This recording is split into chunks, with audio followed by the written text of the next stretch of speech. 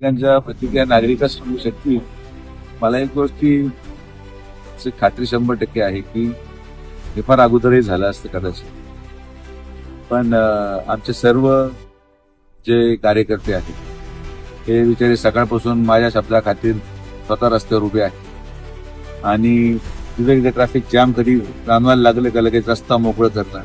तर शेवटी कुठलाही प्रकल्प होत असताना, कुठलीही चांगली गोष्ट होत असताना त्याला जनसमर्थन लागतं. आम्ही सगळ्यांना विश्वासात घेऊन चालणारे लोक आहोत आणि आमच्या मुलांनी जे हे केलं आज ते त्यांचं काम नाही, उभे राहिले कार्यकर्ते म्हणजे आपण माझं भाग्य समजतो. कारण की आमचे कार्यकर्ते रस्त्यावर उतरून आंदोलन करत नाही. आमचे कार्यकर्ते नेत्याने दिलेला आदेश पाळतात आणि मी त्यांना सकाळपासून 4दा फोन लावला की काय झालंय, पुढे अडकलंय का, काय अडकलंय. कारण की नुसतं एकदा येऊन फोटो काढून आणि व्हिडिओ काढून जाऊन परत तर लोकांना न्याय नाही मिळाला तर लोक माझं विश्वास संपून जाईल लोकांचा माझ्या. तुम्ही माझा विश्वास कधी संपू देत नाही.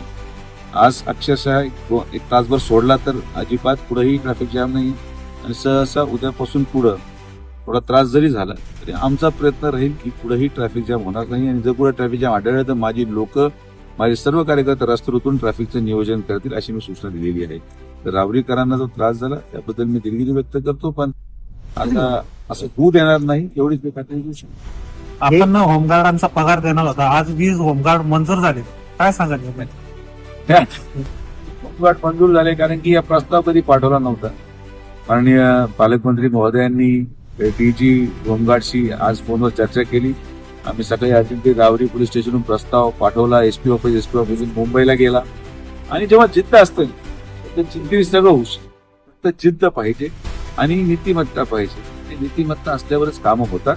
होमगार्ड माझ्या मते लवकर आले पाहिजेत.